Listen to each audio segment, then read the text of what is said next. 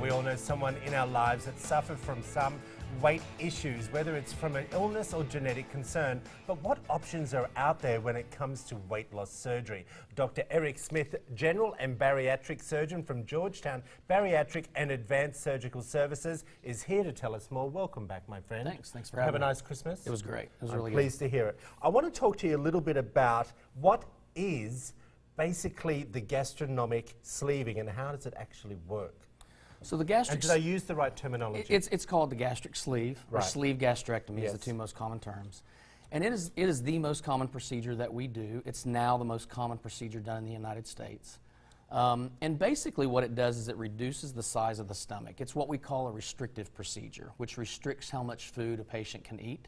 They'll feel full much quicker, which ultimately will help them lose weight. Okay.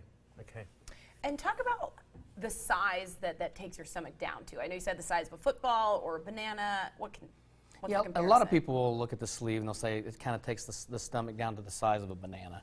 The way I explain it to patients is right now our stomach is like a water balloon. You know, if you think of a water balloon, you put it on a faucet, you turn the water on, it'll expand 10, 15 times its size.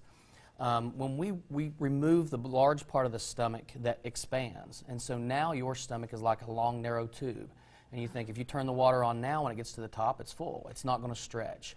And so it will reduce the capacity down to about an eighth or a tenth of what the stomach used to be. And then we're looking at what an actual stomach looks like now, aren't we? Correct. And this is before the gastric sleeving, Right. of course, as well. But what are the advantage of the gastric sleeve? Dr. Smith, talk us through that. You know, the sleeve has become very popular, and here you can kind of see the staple line forming, and that part to the right will be removed ultimately. You know, the sleeve is very popular because we can achieve essentially the same weight loss that we were achieving when we were doing gastric bypass, but we do not affect absorption. So vitamin deficiencies, protein deficiencies. Now, you and I can get a vitamin deficiency if we don't take enough of a vitamin in, but there's nothing done surgically that predisposes you to that.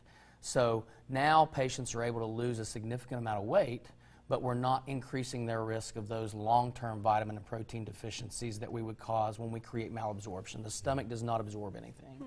Well, comparing a gastrectomy to some other weight loss programs, talk about the percentage of weight loss patients will lose with the gastrectomy compared to other options. Sure, and that's really ultimately the question that's important for patients course. because they all have their goals. Yeah. Well, are they realistic? And so when we look at weight loss procedures, we look at excess weight loss. So we take someone's actual weight, subtract their ideal body weight, and say what percentage of that weight can you lose? If someone's watched The Biggest Loser, they don't look at pounds, they look at percentages to make it even.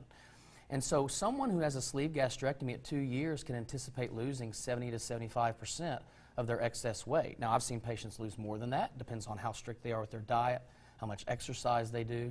And in comparison to, say, maybe a band, a laparoscopic gastric band, that number is going to be more like 45 to 50%. Laparoscopic gastric bypass is around 70 to 75%. Okay. Whilst we're talking, we're just going to bring up some before and after pictures because you really do have some incredible success stories. So when we're looking at these images right now, Dr. Smith, are we talking, you see a dramatic weight loss within the first year? Yeah, you know, the majority of the weight is lost in the first year. By far, nearly most weight is lost in those first 2 years. Now, it doesn't mean the surgery goes away, but that's because when it's done. Right. The surgery's still there. And it's a tool that the patient can use. So some of those pictures you saw, one of those patients was, I think, at 6 months. One of those patients was about 9 months. But, you know, we'll see patients at the first year lose anywhere from 60, maybe even 65% of their excess weight in that first year. And that's really life-changing, isn't it, when you think about it? Are there any age restrictions on that for people Good watching at question. home? Yeah.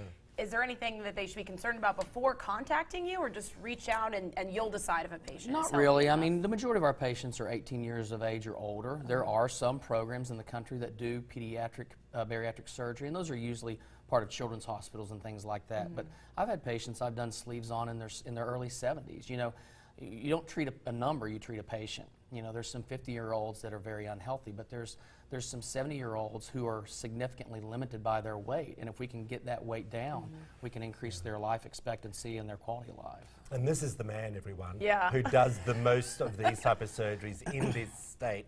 If you want to find out more information about Dr. Eric Smith, there it all is, up on your screen right now. Listen, if you're a little bit unsure, you also have some great information on your website as well, and you also do some fantastic online seminars as well as seminars that people can come in and have that conversation conversation. Dr. Eric Smith, we really appreciate you coming in. Absolutely.